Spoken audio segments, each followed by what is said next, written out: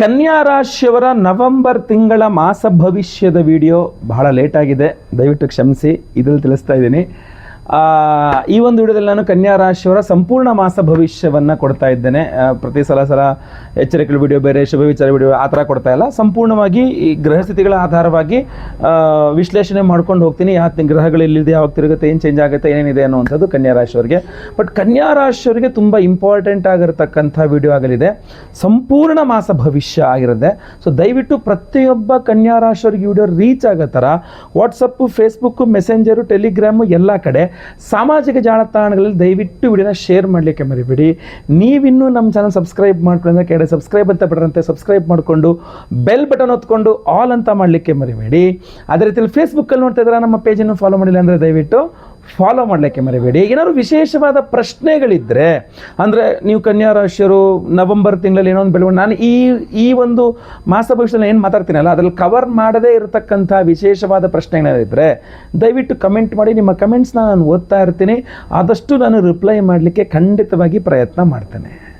ನಮಸ್ಕಾರ, ನಾನು ವಿಠಲ್ ಭಟ್ ಮಾತಾಡ್ತಾ ಇರುವಂಥದ್ದು. ಬನ್ನಿ ನವೆಂಬರ್ ತಿಂಗಳ ಕನ್ಯಾ ರಾಶಿಯವರ ಮಾಸ ಭವಿಷ್ಯವನ್ನು ನೋಡ್ಕೊಂಬರೋಣ. ವೀಕ್ಷಕರೇ, ಮಾಸ ಭವಿಷ್ಯಕ್ಕೂ ಮುನ್ನ ಗ್ರಹ ಸ್ಥಿತಿಗಳನ್ನು ನೋಡ್ಕೊಳ್ಬೇಕು. ವಿಶೇಷ ಗ್ರಹ ಸಂಚಾರಗಳಿಲ್ಲ. ಬಟ್ ನವೆಂಬರ್ 16ನೇ ತಾರೀಕು ನಿಮ್ಮ ವ್ಯಯಾಧಿಪತಿ ದ್ವಿತೀಯದಲ್ಲಿ ಅಂದರೆ ನೀಚ ಸ್ಥಿತಿಗಿಂತ ಮುಂದಿನ ಮನೆ ಅಂತಂದರೆ ವೃಶ್ಚಿಕ ರಾಶಿಗೆ ರವಿ ಸಂಚಾರ ಆಗುತ್ತೆ. ನವೆಂಬರ್ 16ನೇ ತಾರೀಕು ತುಲಾ ರಾಶಿಯಿಂದ ವೃಶ್ಚಿಕ ರಾಶಿಗೆ ರವಿಗ್ರಹದ ಸಂಚಾರ. ನವೆಂಬರ್ 23ನೇ ತಾರೀಕು ತುಲಾ ರಾಶಿಗೆ ಬುಧ ಗ್ರಹ ನಿಮ್ಮ ರಾಶ್ಯಾಧಿಪತಿ ವಕ್ರಿಯಾಗಿ ವಾಪಸ್ ಬರ್ತಾರೆ ತುಲಾ ರಾಶಿಗೆ.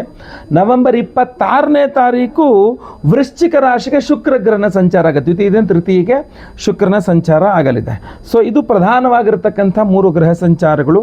ಇದನ್ನು ಆಧರಿಸಿಕೊಂಡು ಹಾಗೂ ವಿಶೇಷವಾಗಿ ನವೆಂಬರಲ್ಲಿ ಗುರುಬಲ ಇದೆ ನಿಮಗೆ ಕನ್ಯಾ ರಾಶಿಯವರಿಗೆ. ಇನ್ನು ಸಪ್ತಮದ ಶನಿ, ಷಷ್ಠದ ರಾಹು, ವ್ಯಯದ ಕೇತು ಇದೆಲ್ಲ ಸಾಮಾನ್ಯವಾಗಿ ಇದ್ದೇ ಇರುತ್ತೆ. ಕುಜಗ್ರಹ ತೃತೀಯ ಅಷ್ಟಮಾಧಿಪತಿ ಕುಜ ತೃತೀಯದಲ್ಲೇ ಇರಲಿದ್ದಾನೆ. ಸೊ ಇದು ವಿಶೇಷವಾಗಿರತಕ್ಕಂಥ ಗ್ರಹ ಸ್ಥಿತಿಗಳಾಗಿರ್ತದೆ. ಇದನ್ನಾಧರಿಸಿಕೊಂಡೇ ನವೆಂಬರ್ ತಿಂಗಳ ಮಾಸ ಭವಿಷ್ಯವನ್ನು ನೋಡಬೇಕಾಗುತ್ತೆ, ನಾವು ವಿಶ್ಲೇಷಣೆ ಮಾಡಬೇಕಾಗುತ್ತೆ. ಸಿಂಪಲ್ ಪರಿಹಾರನೂ ಹೇಳ್ತೇನೆ, ವಿಶೇಷ ಪವರ್ಫುಲ್ ಪರಿಹಾರಗಳನ್ನು ಹೇಳ್ತೇನೆ. ದಯವಿಟ್ಟು ವಿಡಿಯೋನ ಎಂಡ್ ತನಕ ಮಿಸ್ ಮಾಡದೆ ನೋಡಿ. ಕನ್ಯಾ ರಾಶಿಯವರು ಆರೋಗ್ಯದ ವಿಚಾರವಾಗಿ ಈ ಒಂದು ನವೆಂಬರ್ ತಿಂಗಳಲ್ಲಿ ಹೆಚ್ಚಿಗೆ ಚಿಂತಿಸುವ ಅವಶ್ಯಕತೆ ಇಲ್ಲ ಅನ್ಸುತ್ತೆ. ಯಾಕೆಂತಂದರೆ ಅಷ್ಟಮಾಧಿಪತಿಯಾಗಿ ಕುಜ ತೃತೀಯಾಧಿಪತಿಯಾಗೂ ಸಹ ತೃತೀಯದಲ್ಲೇ ಇರ್ತಾನೆ. ಸೊ ಅದರಿಂದ ಅಂದರೆ ಸ್ವಸ್ಥಾನದಲ್ಲೇ ಇರ್ತಾನೆ. ಸೊ ಅದರಿಂದ ಅಂಥ ತೀರಾ ಯೋಚನೆ ಮಾಡುವ ಅವಶ್ಯಕತೆ ಇರಲಿಕ್ಕಿಲ್ಲ. ಆಮೇಲೆ ಗುರುಬಲ ಬೇರೆ ಶುರುವಾಗಿರೋದ್ರಿಂದಾಗಿ ಅಕಸ್ಮಾತ್ ಮೊದಲಿಂದನೇ ಆರೋಗ್ಯ ಹಾಳಾಗಿತ್ತು ಅಂದರೂ ಸಹ ಆರೋಗ್ಯ ಸುಧಾರಿಸುತ್ತಾ ಹೋಗುತ್ತೆ ವಿನಃ ಏನು ತೀರಾ ಚಿಂತೆ ಮಾಡ್ತಕ್ಕಂಥ ಅವಶ್ಯಕತೆ ಇಲ್ಲ. ಆದರೆ ಶನಿ ದೃಷ್ಟಿ ನಿಮ್ಮ ರಾಶಿ ಮೇಲೆ ಇರೋದ್ರಿಂದಾಗಿ ಆಲಸ್ಯವನ್ನು ಬಿಡಬೇಕಾಗ್ತದೆ, ಸ್ವಲ್ಪ ಚುರುಕುತನವನ್ನು ತಂದುಕೊಳ್ಬೇಕಾಗ್ತದೆ, ಸ್ವಲ್ಪ ಎದ್ದು ಓಡಾಡಬೇಕಾಗ್ತದೆ, ಸ್ವಲ್ಪ ಜಾಸ್ತಿ ಎಕ್ಸಸೈಸ್ ಇತ್ಯಾದಿಗಳು ಮಾಡಬೇಕಾಗ್ತದೆ. ಹಾಗೂ ಬಹಳ ಪ್ರಮುಖವಾಗಿ ಗಟ್ ಹೆಲ್ತ್ ಅಂತಾರಲ್ಲ, ಹೊಟ್ಟೆಗೆ ಸಂಬಂಧಪಟ್ಟಂತಹ ಆರೋಗ್ಯ ಬಾಧೆಗಳಿರುವಂತಹ ಕನ್ಯಾ ರಾಶಿಯರು ನೀವಾಗಿದ್ದರೆ ಖಂಡಿತವಾಗಿ ಈ ನವೆಂಬರ್ ತಿಂಗಳಲ್ಲಿ ನಿಮ್ಮ ಆರೋಗ್ಯವನ್ನು ಸುಧಾರಿಸ್ಕೊಂಡು ಬಿಡ್ತೀರಿ. ಗಂಟಲಿಗೆ ಸಂಬಂಧಪಟ್ಟಂತಹ ನೋವು, ಗಂಟಲು ನೋವು, ತುಂಬ ಮಾತಾಡೋಕ್ಕಾಗ್ತಿರ, ನಾಲಿಗೆ, ಬಾಯಿ, ಈ ಥರದ್ದೇನಾದ್ರು ಸಮಸ್ಯೆಗಳಿದ್ದಲ್ಲಿ ಅದು ಸಹ ನಿಮಗೆ ನವೆಂಬರ್ 15 ತಾರೀಕು ನಂತರ ಅಥವಾ 23ನೇ ತಾರೀಕು ನಂತರ ನವೆಂಬರ್ ಕೊನೆಯ ವಾರಕ್ಕೆ ಹೋದಂತೆ ಆ ಬಾಧೆಗಳು ಸಹ ಕಡಿಮೆ ಆಗ್ತದೆ. ಓವರಾಲ್ ಆಗಿ ಹೆಲ್ತು ಚೆನ್ನಾಗಿದೆ ಅಂತಲೇ ಹೇಳಬೇಕು. ತೀರಾ ಹೆದರ್ಕೊಳ್ತಕ್ಕಂಥದ್ದೇನೂ ಇಲ್ಲ. ಬಟ್ ದೂರ ಪ್ರಯಾಣಗಳು ಮಾಡಬೇಕಾದ್ರೆ ಸ್ವಲ್ಪ ಎಚ್ಚರಿಕೆಯಿಂದ ಇರಬೇಕಾಗ್ತದೆ. ವಾಹನ ಚಾಲನೆ ಇತ್ಯಾದಿಗಳನ್ನ ಮಾಡಬೇಕಾದ್ರೆ ಸ್ವಲ್ಪ ಎಚ್ಚರಿಕೆಯಿಂದ ಮಾಡಬೇಕಾಗ್ತದೆ. ಇದನ್ನು ಮಾತ್ರ ನಾನು ಹೇಳಬಹುದು ಇದರಿಂದ, ಆಯ್ತಲ್ವಾ. ಇನ್ನು ನೆಕ್ಸ್ಟ್ ಬರ್ತಕ್ಕಂಥದ್ದು ಉದ್ಯೋಗಾದಿ ವಿಚಾರಗಳು. ನಾನು ಕಣ್ಣು ಮುಚ್ಕೊಂಡು ಹೇಳ್ಬೋದೇನಪ್ಪ ಅಂದರೆ ನಿರುದ್ಯೋಗಿ ಕನ್ಯಾ ರಾಶಿಯವರಿಗೆ ಉದ್ಯೋಗ 110% ಸಿಗ್ತದೆ, ಏನು ತೊಂದರೆ ಇಲ್ಲ ಅಂತ. ಆದರೆ ವೆಯ್ಟ್ ಮಾಡಬೇಕು. ಮೊದಲ 2 ವಾರಗಳು ಸಿಗಲ್ಲ, 3ನೇ ವಾರ ಅಥವಾ 4ನೇ ವಾರ ನಿರುದ್ಯೋಗಿ ಕನ್ಯಾ ರಾಶಿಯವರಿಗೆ ಉದ್ಯೋಗ ಸಿಗುತ್ತೆ. ಬಟ್ ಮೊದಲ 2 ವಾರಗಳು ಏನಾಗ್ಬಿಡುತ್ತೆ ನಿಮಗೆ ಸಾಮಾನ್ಯವಾಗಿ ಅಂತಂದರೆ ಚಿಕ್ಕ ಪುಟ್ಟ ರೀಸನ್ಸು, ಅದಕ್ಕೆ ಕಾರಣಗಳೇ ಅಲ್ಲ, ಅಂತಹ ಕಾರಣಗಳನ್ನು ಹೇಳಿ ನಿಮ್ಮನ್ನು ರಿಜೆಕ್ಟ್ ಮಾಡ್ತಕ್ಕಂಥದ್ದು ಇರಬಹುದು, ಇಲ್ಲ ವೆಯ್ಟ್ ಮಾಡಿ ಅನ್ನುವಂಥದ್ದು ಇರಬಹುದು, ಅಥವಾ ಈ ಥರ ಏನೇನೋ ಆಗಿ ಮಿಸ್ ಆಗ್ತಕ್ಕಂಥದ್ದು ಇಂಟರ್ವ್ಯೂಗಳು, ಈ ಥರದ್ದೆಲ್ಲ ಆಗುವ ಸಾಧ್ಯತೆ ಇದೆ. ಸೊ ನೀವು ಪ್ರಯತ್ನ ಯಾವ ಬೇಕಾದ್ರೂ ಮಾಡಿ, ಬಟ್ ಸಫಲತೆ ಕಾಣತಕ್ಕಂಥದ್ದು ಉದ್ಯೋಗದ ವಿಚಾರದಲ್ಲಿ ಕೊನೆಯ ವಾರದಲ್ಲಿ ಜಾಸ್ತಿ ಇದೆ. 3 ವಾರದಲ್ಲಿ ಸ್ವಲ್ಪ ಇದೆ, ಕೊನೆ ವಾರದಲ್ಲಿ ತುಂಬ ಜಾಸ್ತಿ ಇದೆ. ಇನ್ನು ವಿದೇಶಕ್ಕೆ ಹೋಗೋಕ್ಕೆ ಇವಾಗ ಆಲ್ರೆಡಿ ಜಾಬಲ್ಲಿ ಇದ್ದಾರೆ, ವಿದೇಶಕ್ಕೆ ಹೋಗುವಂಥ ಸಾಧ್ಯತೆಗಳು, ಚಾನ್ಸ್ಗಳು ಜಸ್ಟ್ ಮಿಸ್ ಆಗ್ತಾ ಇದೆ ಅಂತಂದರೆ 16ರ ನಂತರನೇ ಅಲ್ಲಿ ತನಕ ನಿಮಗೆ ವಿದೇಶದ ಸಾಧ್ಯತೆಗಳು ಬಹಳ ಕಮ್ಮಿ. ಬಟ್ ಅವಕಾಶಗಳು ತುಂಬ ಪುಟಿದೇಳ್ತದೆ. 16ನೇ ತಾರೀಕಿನ ತನಕ ಆಗಲ್ಲ, 16ರ ನಂತರನೇ ವಿದೇಶಕ್ಕೆ ಹೋಗ್ತಕ್ಕಂಥದ್ದು. ಆಲ್ರೆಡಿ ಜಾಬಲ್ಲಿದ್ದೀನಿ, ವಿದೇಶಕ್ಕೆ ಹೋಗಬೇಕು ಅಥವಾ ಟ್ರಾನ್ಸ್ಫರ್ ಬೇಕು ಇತ್ಯಾದಿಗಳು. ಬಟ್ ವಿದೇಶದ ಅವಕಾಶಗಳು ಮಾಸಾಂತ್ಯದಲ್ಲಿ ತುಂಬ ಜಾಸ್ತಿ ಕಂಡು ಬರ್ತಾ ಇದೆ. So all the very best, ಒಳ್ಳೆಯದಾಗಲಿ. ವಿದೇಶಕ್ಕೆ ಹೋಗಿ ಉದ್ಯೋಗ ಮಾಡ್ತಕ್ಕಂಥವ್ರಿಗೆ ಇಲ್ಲೇ ಇದ್ದೇನೆ ಗುರುಗಳೇ, ಟ್ರಾನ್ಸ್ಫರ್ ಬೇಕು ಅಂದ್ರೂ ವಾರಾಂತ್ಯದಲ್ಲಿ ಮಾಸಾಂತ್ಯದಲ್ಲೇ ಜಾಸ್ತಿ ಇದೆ. ಇನ್ನು ಸ್ಯಾಲ್ರಿ ಹೈಕ್ ಬೇಕು, ನನಗೆ ಸ್ಯಾಲ್ರಿ ಜಾಸ್ತಿ ಮಾಡ್ಬೇಕು, ನನಗೆ ಮಾಡ್ತಾರಾ ಅಂತಂದರೆ ಕೇಳಬಹುದು. 23ನೇ ತಾರೀಕು ನಂತರ ನೀವು ಸ್ಯಾಲ್ರಿ ಹೈಕ್ ಕೇಳಬಹುದು, ಏನು ತೊಂದರೆ ಇಲ್ಲ. ಅಲ್ಲಿ ತನಕ ಕೇಳೋಕ್ಕೆ ಹೋಗಬೇಡಿ. 23ನೇ ತಾರೀಕು ನವೆಂಬರ್ 23ರ ನಂತರ ಬೇಕಾದ್ರೆ ನೀವು ಸ್ಯಾಲ್ರಿ ಹೈಕ್ ಕೇಳಿ, ಖಂಡಿತವಾಗಿ ಸಿಗುವ ಸಾಧ್ಯತೆ ತುಂಬ ಚೆನ್ನಾಗಿ ಇಲ್ಲಿ ಕಾಣ್ತಾ ಇದೆ. ಆಯ್ತಲ್ವಾ? ಓಕೆನಾ? ನೆಕ್ಸ್ಟು ಬಹಳ ಮುಖ್ಯವಾಗಿ ವಿವಾಹಾದಿ ವಿಚಾರಗಳು ನಿಮಗೆ ಅಂದರೆ ಅವಿವಾಹಿತ ಕನ್ಯಾ ರಾಶಿಯವರಿಗೆ ವಿವಾಹಾದಿ ವಿಚಾರಗಳಲ್ಲಿ ತುಂಬ ಬೆಳವಣಿಗೆ ಆಗುತ್ತೆ. ಬಟ್ ನೀವೇ ಲೇಜಿ ಮಾಡ್ತೀರಾ ಅಂತ ಕಂಡು ಬರ್ತಾ ಇದೆ. ಯಾಕೆಂದರೆ ಸಪ್ತಮಾಧಿಪತಿ ಲಾಭದಲ್ಲಿ ಪರಮೋಚ್ಚ ಸ್ಥಿತಿಯಲ್ಲಿರ್ತಾನೆ, ಗುರುಬಲ. ಸೊ ಅದರಿಂದ ತುಂಬ ಅದ್ಭುತವಾದ ಅವಕಾಶಗಳು ಬರುತ್ತೆ. ನೀವೊಂದು ಸ್ವಲ್ಪ ಏನು ಹೇಳ್ತೀವಿ, ಸ್ವಲ್ಪ ಕೊಬ್ಬು ಅನ್ಬೋದಾ, ಅಥವಾ ಇಲ್ಲ ಅಹಂಕಾರ ಅನ್ಬೋದಾ, ಅಥವಾ ಲೇಜಿನೆಸ್ ಅನ್ಬೋದಾ, ನೋಡೋಣ ಬಿಡು ಹೆಂಗಿದ್ರು ನಮಗೇನು ತೊಂದರೆ ಇಲ್ಲ, ಬರ್ತಾ ಇರ್ತಾವಪ್ಪ ಅಂತ. ಸೊ ಇದರಲ್ಲಿ ನೀವು ಮೈ ಮರಿಬಾರ್ದು, ಒಳ್ಳೊಳ್ಳೆ ಅವಕಾಶಗಳು ತಪ್ಪಿಸಿ ಹೋಗ್ಬೋದು. ಯಾಕೆಂದರೆ ಸಪ್ತಮದ ಶನಿ ಒಳ್ಳೊಳ್ಳೆ ಅವಕಾಶಗಳನ್ನು ತಪ್ಪಿಸಿ ಹಾಕುವ ಸಾಧ್ಯತೆ ಇದೆ. ಬಟ್ ಅವಕಾಶ ಮಾತ್ರ ಹೇರಳವಾಗಿ ಬರ್ತದೆ. ಸೊ ಅವಿವಾಹಿತರಿಗೆ ವಿವಾಹದ ವಿಚಾರದಲ್ಲಿ ಅನುಕೂಲತೆಗಳಿದೆ. ನೀವು ಸ್ವಯಂಕೃತ ಅಪರಾಧ, ಕೈಯಲ್ಲಿ ನೀವೇ ಹಾಳು ಮಾಡ್ಕೊಳ್ತೀರಾ ಅಂತ ಕಂಡು ಬರ್ತಾ ಇದೆ. ಹಾಗಾಗದಂಗೆ ನೋಡ್ಕೊಳ್ಳಿ. ಇನ್ನು ಎರಡನೇದಾಗಿ ಆಲ್ರೆಡಿ ಮದುವೆ ಆಗಿಬಿಟ್ಟಿದೆ, ಗಂಡ ಹೆಂಡತಿ ಜಗಳ ಮನಸ್ತಾಪ ಇತ್ಯಾದಿಗಳು ಏನೇ ಇದ್ದರೂ ಸಹ ಗುರು ಅದನ್ನು ಪರಿಹಾರ ಮಾಡಿ ಕೊಡ್ತಾನೆ. ಬಟ್ ಸಪ್ತಮದ ಶನಿ ನಿಮ್ಮ ತಲೆಯನ್ನು ಹಾಳು ಮಾಡ್ತಾನೆ. ಸೊ ಅದರಿಂದ ನೀವೇ ಸರಿ ಹೋಗಬೇಕೇ ವಿನಃ ಸಪ್ತಮಾಧಿಪತಿಗೆ ದೂಷಿಸಿದ್ರೆ ಪ್ರಯೋಜನ ಇಲ್ಲ. ಸೊ ಅವಕಾಶಗಳು ತುಂಬ ಚೆನ್ನಾಗಿದೆ. ಜಗಳ ಮನಸ್ತಾಪಗಳಿದ್ರೂ ಪರಿಹಾರ ಮಾಡಿಕೊಂಡು ನೀವು ಕೂತ್ಕೊಂಡು ಯೋಚನೆ ಮಾಡಿ ಗಂಡ ಹೆಂಡತಿ ಜಗಳ ಮನಸ್ತಾಪಗಳನ್ನ ಸರಿ ಮಾಡ್ಕೊಳ್ತೀರಾ ಅಂದರೆ ತುಂಬ ಅದ್ಭುತವಾದ ಅವಕಾಶಗಳು ಬರುತ್ತೆ. ಆ ಅವಕಾಶಗಳು ಕೂಡ ನೀವೇ ಧಿಕ್ಕರಿಸ್ತೀರಾ. ಏನೋ ಭಾಳ ನನಗೆ ನಾನು ಮಾತಾಡೋ ಯಜಮಾನರ ಜೊತೆಗೆ, ನಾನು ಮಾತಾಡೋ ಹೆಂಡತಿ ಜೊತೆಗೆ ಅವರೇ ಬಂದರೂ ಕೂಡ ನೀವೇ ಸ್ವಲ್ಪ ಇದು ಮಾಡುವ ಸಾಧ್ಯತೆ ಇದೆ. ಅದನ್ನೆಲ್ಲ ದಯವಿಟ್ಟು ಮಾಡಲಿಕ್ಕೆ ಹೋಗಬೇಡಿ. ಇನ್ನು ಅಣ್ಣ ತಮ್ಮ ಅಕ್ಕ ತಂಗಿ ಇತ್ಯಾದಿಗಳು ಇದ್ದಾರಲ್ಲ, ಸೊ ಅವ್ರ ಜೊತೆಗೆ ನೀವೊಂದು ಸ್ವಲ್ಪ ಜಗಳ ಮನಸ್ತಾಪಗಳು ಮಾಡಿಕೊಳ್ಳುವ ಸಾಧ್ಯತೆ ಇದೆ. ಅವು ತೃತೀಯದಲ್ಲಿ ಕುಜ ಬರ್ತಾನೆ, ಕಾರಕೋ ಭಾವ ನಾಶಾಯ ಅಂತ ಹೇಳ್ತೀವಿ. ಸೊ ಓವರಾಲ್ ಆಗಿ ಕಂಡಾಗ ಏನು ತೋರಿಸ್ತಾ ಇದೆ ಅಂದರೆ ಈ ತಿಂಗಳಲ್ಲಿ ಎಲ್ಲ ಚೆನ್ನಾಗಿರುತ್ತೆ, ನೀವೇ ಕೈಯಿಂದ ಹಾಳು ಮಾಡ್ಕೊಳ್ತೀರಾ ಅನ್ನೋ ರೀತಿಯಲ್ಲಿ ಕಾಣ್ತಾ ಇದೆ. ಸೊ ಅದರಿಂದ ನೀವು ಬದಲಾದರೆ ಎಲ್ಲ ಬದಲಾಗತ್ತೆ, ನೀವು ಸರಿ ಹೋದರೆ ಎಲ್ಲ ಸರಿ ಹೋಗುತ್ತೆ. ಸೊ ಪರಿಹಾರ ಎಲ್ಲಿದೆ, ನಿಮ್ಮಲ್ಲೇ ಇದೆ ಅಂತ ಆಯ್ತಲ್ವಾ? ಸೊ ನೀವು ಒಂಚೂರು ಬದಲಾಗಬೇಕು, ಅಡ್ಜಸ್ಟ್ ಆಗಬೇಕು. ಅದೆಲ್ಲ ತುಂಬ ಚೆನ್ನಾಗಿದೆ. ಕನ್ಯಾ ರಾಶಿಯವ್ರಿಗೆ ಬಿಡಿಸಿ ಹೇಳ್ಬಿಟ್ರೆ ಖಂಡಿತ ಅರ್ಥ ಮಾಡ್ಕೊಳ್ತೀರಾ, ನೀವು ಖಂಡಿತ ಅಳವಡಿಸ್ಕೊಳ್ತೀರಾ. ಅದೊಂದು ಭಾಳ ಒಳ್ಳೆ ಪಾಯಿಂಟ್ ಕನ್ಯಾ ರಾಶಿಯವ್ರದ್ದು. ಬಿಡಿಸಿ ಹೇಳಿದ್ರೆ ಖಂಡಿತ ಅರ್ಥ ಮಾಡ್ಕೊಳ್ತಾರೆ ಅನ್ನುವಂಥದ್ದು. ಇನ್ನು ಹಣಕಾಸಿನ ವಿಚಾರವಾಗಿ 26ನೇ ತಾರೀಕಿನ ತನಕ ಸ್ವಲ್ಪ ದುಡ್ಡು ಇದೆ, ಕಣ್ಣಿಗೆ ಕಾಣುತ್ತೆ, ಕೈಗೆ ಸಿಗ್ತಾ ಇಲ್ಲ ಅನ್ನೋ ರೀತಿಯಲ್ಲಿ ಆಗಬಹುದು. ನಿಮ್ಗೇನಾದರೂ ತೀರಾ ಹಣಕಾಸಿನ ತೊಂದರೆ ಆಗ್ತಾ ಇದೆ ಅಂತಂದ್ರೂ 26ನೇ ತಾರೀಕಿನ ನಂತರ ಅಥವಾ 23ನೇ ತಾರೀಕಿನ ನಂತರನೇ ಸ್ವಲ್ಪ ಹಣಕಾಸಿನ ವಿಚಾರದಲ್ಲಿ ಅನುಕೂಲ ಆಗುತ್ತೆ. ಬಟ್ 26ನೇ ತಾರೀಕಿನ ನಂತರ ಅಂದರೆ ಕೊನೆಯ ವಾರದಲ್ಲಿ ಸ್ವಲ್ಪ ಹೆಚ್ಚಿನ ಅನುಕೂಲ ಆಗುತ್ತೆ. ಆರ್ಥಿಕ ವಿಚಾರಗಳಲ್ಲಿ ಸ್ವಲ್ಪ ಹೆಚ್ಚಿನ ಅನುಕೂಲ ಆಗುತ್ತೆ. ಬಿಸ್ನೆಸ್ ಮಾಡ್ತಿದ್ರೆ ಒಳ್ಳೆ ಪ್ರಾಫಿಟನ್ನು ನೋಡ್ಬೋದು. ಲಾಭದಲ್ಲಿ ಗುರು ಕೂತ್ಕೊಂಡಿರ್ತಾನೆ, ಏನು ಯೋಚನೆ ಮಾಡಬೇಡಿ, ಒಳ್ಳೆ ಪ್ರಾಫಿಟನ್ನಂತೂ ನೋಡ್ತೀರಾ. ಪ್ರಾಫಿಟನ್ನು ಬುಕ್ ಮಾಡ್ತೀರಾ, ಕ್ಯಾಶ್ ನೋಡ್ತೀರಾ ಅಂತ ಹೇಳಲ್ಲ ನಾನು. ಯಾಕೆಂದರೆ ಕೈಯಲ್ಲಿ ದುಡ್ಡು ಬರೋದಕ್ಕೂ ಪ್ರಾಫಿಟ್ ನೋಡೋದಕ್ಕೂ ವ್ಯತ್ಯಾಸ ಇರ್ತದೆ. ಸೇಲ್ಸ್ ಆಗಿಬಿಡುತ್ತೆ, ಆಮೇಲೆ ದುಡ್ಡು ಬರ್ಬೋದು. ನೀವು ಸಾಲ ಕೊಡ್ಬೋದು ಬಿಸ್ನೆಸ್ಸಲ್ಲಿ. ಬಿಸ್ನೆಸ್ ಆಗ್ಬಿಡ್ಲಿ ಫಸ್ಟು, ಮಿಕ್ಕಿದ ಆಮೇಲೆ ಹೆಂಗೋ ದುಡ್ಡು ಕಿತ್ಕೊಳ್ಳೋಣ ಅನ್ನೋ ಥರ, ಅದು ನನಗೆ ಗೊತ್ತಿಲ್ಲ. ಒಳ್ಳೆ ಬಿಸ್ನೆಸ್ ಆಗುತ್ತೆ, ಒಳ್ಳೆ ಪ್ರಾಫಿಟ್ ಆಗುತ್ತೆ. ಇದಂತೂ ಖಂಡಿತವಾಗಿ ನಾನು ಹೇಳಬಲ್ಲೆ, ಇದರಲ್ಲಂತೂ ಸ್ಪಷ್ಟವಾಗಿ. ವಿದ್ಯಾರ್ಥಿಗಳಿಗಂತೂ ತುಂಬ ಚೆನ್ನಾಗಿದೆ ವಿದ್ಯಾರ್ಥಿಗಳಿಗೆ. ಸೊ ಅವ್ರು ಏನೋ ವಿಚಾರದಲ್ಲೂ ಯೋಚನೆ ಮಾಡೋ ಅವಶ್ಯಕತೆ ಇಲ್ಲ. ತಂದೆ ಆರೋಗ್ಯ ಸರಿ ಇಲ್ಲ, ತಾಯಿ ಆರೋಗ್ಯ ಸರಿ ಇಲ್ಲ ಅನ್ನುವ ಚಿಂತನೆ ಬೇಡ. ನವೆಂಬರ್ ತಿಂಗಳಲ್ಲಿ ಕನ್ಯಾ ರಾಶಿಯವರ ತಂದೆ ತಾಯಿ ಆರೋಗ್ಯ ತುಂಬ ಚೆನ್ನಾಗಿರುತ್ತೆ, ಆಯ್ತಲ್ವಾ? ಅವರು ಇನ್ನೂ ಚೆನ್ನಾಗಿ ಆಗುತ್ತೆ, ಆಯಿತಾ? ಸೊ ಅದ್ರ ಬಗ್ಗೆ ಏನು ಯೋಚನೆ ಅವಶ್ಯಕತೆ ಇಲ್ಲ. ಜಗಳ ಮನಸ್ತಾಪಗಳಿದ್ರೂ ಪರಿಹಾರ ನೀವೇ ಕೂತ್ಕೊಂಡು ಮಾತಾಡಿಕೊಂಡು ಸರಿ ಮಾಡಿಕೊಳ್ಬಹುದು. ಇಲ್ಲಿ ಬಹಳ ಮುಖ್ಯವಾಗಿ ವಿವಾಹಿತ ಸ್ತ್ರೀಯರು ತವರು ಮನೆಯೊಟ್ಟಿಗಿನ ಬಾಂಧವ್ಯ ಹಾಳಾಗಿದ್ದರೆ ಸರಿ ಮಾಡ್ಕೊಳ್ಳೋಕ್ಕೆ ನವೆಂಬರ್ ತಿಂಗಳು ಗೋಲ್ಡನ್ ಪೀರಿಯಡ್ ಅಂತ ಸುವರ್ಣಾಕ್ಷರಗಳು ಬರೆದಿಟ್ಕೋಬೇಕು. ಈಗಲೂ ನೀವು ನವೆಂಬರಲ್ಲೇ ಮಾಡ್ಕೊಳಕ್ಕಾಗಿಲ್ಲ ಅಂದರೆ ಇನ್ನು ಬಹುಶಃ ಮಾಡ್ಕೊಳಕ್ಕಾಗಲ್ಲ ಅಂತ ಅನ್ಸುತ್ತೆ ನನಗೆ. ಸೊ ಅಷ್ಟು ಚೆನ್ನಾಗಿರತಕ್ಕಂಥ ತಿಂಗಳು ಅಂತ ನಾನು ಹೇಳ್ತೇನೆ, ಆಯ್ತಲ್ಲ? ಆಮೇಲೆ ಇನ್ನೊಂದು ಹೇಳ್ತೀನಿ, ನೀವೇನಾದ್ರು ಕಳ್ಕೊಂಡಿದ್ದನ್ನ ಮರಳಿ ಪಡ್ಕೊಳ್ಳೋಕ್ಕೂ ಸಹ ನಿಮಗೆ 16ರ ನಂತರ ಸ್ವಲ್ಪ ಅವಕಾಶಗಳು ಚೆನ್ನಾಗಿ ಸಿಗುತ್ತೆ. ಅಣ್ಣ ತಮ್ಮಂದಿರ ಜೊತೆಗೆ ಮಾತ್ರ ಅಷ್ಟು ಬಾಂಧವ್ಯಗಳು ಕೂಡಿ ಅಷ್ಟು ಸೆಟ್ ಆಗೋಂಗೆ ಕಾಣ್ತಾ ಇಲ್ಲ. ಏನೇ ಮಾಡಿದ್ರು ಮತ್ತೊಂದೇನೋ ಒಂದು ಆಡಿದ್ರೆ ಇನ್ನೊಂದೇನೋ ಸಮಸ್ಯೆ ಆಗುವಂಥದ್ದು ಕಂಡು ಬರ್ತಾ ಇದೆ ಅಷ್ಟೇ ಅದರಲ್ಲಿ, ಆಯಿತಾ. ಇನ್ನು ಸಾಲಗಳ ವಿಚಾರಕ್ಕೆ ಬಂದರೆ, ಸಾಲಗಳು ಒಂದು ಸ್ವಲ್ಪ ನೀವು ಅದರ ಸುಳಿಯಲ್ಲಿ ಬೀಳುವ ಸಾಧ್ಯತೆ ಇದೆ. ನೀವೊಂದು ಚೂರು ಸಾಲ ಮಾಡೋಕ್ಕೆ ಹೋಗ್ತೀರಾ, ಅದು ದೊಡ್ಡ ಸಾಲ ಆಗಿಬಿಡುತ್ತೆ ಅಂತ ನಿಮಗೆ ಗೊತ್ತಿಲ್ಲದಂಗೆ ಒಂಚೂರು ಮಾಡೋಕೆ ಪರವಾಗಿಲ್ಲ ಇಷ್ಟು ಚೂರಾದರೂ ಮಾಡ್ಬೋದು, ಹೆಂಗಿದ್ರು ಬರುತ್ತಲ್ಲ ಅಂತ ಹೇಳ್ಬಿಟ್ಟು. ಬಟ್ ಅದು ನೀವು 10 ರೂಪಾಯಿ ಸಾಲ ಮಾಡೋಕ್ಕೆ ಹೋಗಿ ಅದು 40-50ಕ್ಕೆ ಹೋಗುವ ಸಾಧ್ಯತೆ ಇದೆ. ಈ 10 ರೂಪಾಯಿನದನ್ನ ಮಲ್ಟಿಪ್ಲೈ ಮಾಡ್ಕೊಳ್ಳಿ ನಿಮ್ಮ ಶಕ್ತಿ ಅನುಸಾರ, ಆಯಿತಾ, ಓಕೆನಾ.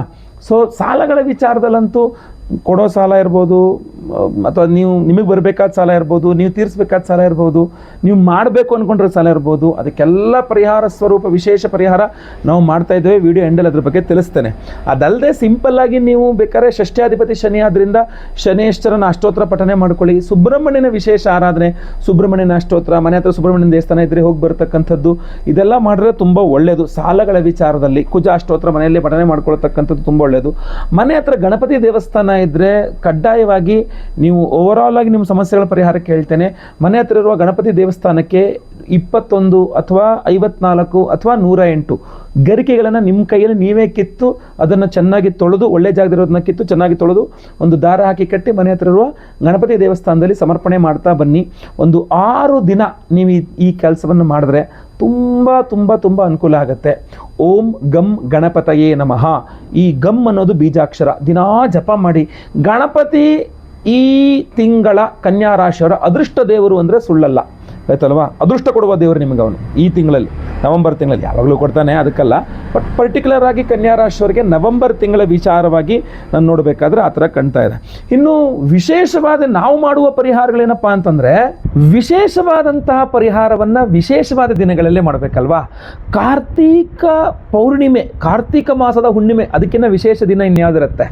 ಎಸ್, ನವೆಂಬರ್ 5ನೇ ತಾರೀಕು ಬುಧವಾರ ಕಾರ್ತೀಕ ಪೌರ್ಣಿಮಾ. ಸೊ ಅದರಿಂದ ಅವತ್ತಿನ ದಿವಸ ನಿಮ್ಮೆಲ್ಲರ ಸಮಸ್ಯೆಗಳಿಗೆ, ಈಗ ನಾನು ಆಗಲೇ ವಿಡಿಯೋದಲ್ಲಿ ಮಾತಾಡಿರ್ತಕ್ಕಂಥ ಸಾಲಬಾಧೆಗಳ ಪರಿಹಾರಕ್ಕೆ ಋಣಬಾಧಾ ನಿವಾರಕ ಸುಬ್ರಹ್ಮಣ್ಯನ ಒಂದು ಹೋಮವನ್ನು ಮಾಡ್ತಾ ಇದ್ದೇವೆ. ಸಾಲಬಾಧೆಗಳನ್ನು ಪರಿಹಾರ ಮಾಡ್ತಕ್ಕಂಥ ಸುಬ್ರಹ್ಮಣ್ಯ, ಯಾಕೆಂದರೆ ಸಾಲದ ವಿಚಾರ ಸುಬ್ರಹ್ಮಣ್ಯನ ರಿಲೇಟೆಡ್ ಆಗೇ ಇರ್ತದೆ. ಸೊ ಅದರಿಂದ ಸುಬ್ರಹ್ಮಣ್ಯನ ಅದು ವಿಶೇಷವಾಗಿ ಋಣಬಾಧಾ ನಿವಾರಕ ಸುಬ್ರಹ್ಮಣ್ಯನ ಆರಾಧನೆ, ಸಾಲಗಳ ವಿಚಾರಕ್ಕೆ ಎಲ್ಲ ರೀತಿಯಲ್ಲಿ ಅನುಕೂಲ ಆಗುತ್ತೆ. ಸೊ ಅವತ್ತಿನ ದಿವಸ ನಾವು ನವೆಂಬರ್ 5ನೇ ತಾರೀಕು ಋಣಬಾಧಾ ನಿವಾರಕ ಸುಬ್ರಹ್ಮಣ್ಯ ಹೋಮವನ್ನು ಮಾಡ್ತಾ ಇದ್ದೇವೆ. ಆಮೇಲೆ ಲಕ್ಷ್ಮೀನಾರಾಯಣ ಹೃದಯ ಹೋಮವನ್ನು ಮಾಡ್ತಾ ಇದ್ದೇವೆ. ಲಕ್ಷ್ಮೀನಾರಾಯಣ ಹೃದಯ ಹೋಮ ಅಂತಂದ್ರೆ ಅಲ್ಲಿ ಲಕ್ಷ್ಮೀ ಹೃದಯ, ನಾರಾಯಣ ಹೃದಯ, ಇದೆರಡೂ ಸ್ತೋತ್ರಗಳನ್ನು ಹೇಳಿ ಯಾವ ವಿಧದಲ್ಲಿ ಅಂತಂದ್ರೆ ಕಮಲ ಪುಷ್ಪಗಳಲ್ಲಿ ತಾವರೆ ಹೂವು ಅಂತೀವಲ್ಲ, ತಾವರೆ ಹೂವನ್ನು ಅರಳಿಸಿ ಅದನ್ನು ಜೇನುತುಪ್ಪದಲ್ಲಿ ಅದ್ದಿ ಲಕ್ಷ್ಮೀನಾರಾಯಣದ ಮಂತ್ರಗಳಿಂದ ಹೋಮವನ್ನು ಮಾಡ್ತೇವೆ. ಸೊ ಅದರಿಂದ ಆರ್ಥಿಕ ಬಾಧೆ, ಸಾಲ ಬಾಧೆಗಳಂತೂ 100%. ಆಮೇಲೆ ಲಕ್ಷ್ಮೀನಾರಾಯಣ ಹೃದಯ ಹೋಮದಿಂದ ಸರ್ವಸ್ವೂ ಸಿದ್ಧಿ ಆಗ್ತದೆ ಅಂತ ಹೇಳ್ತದೆ.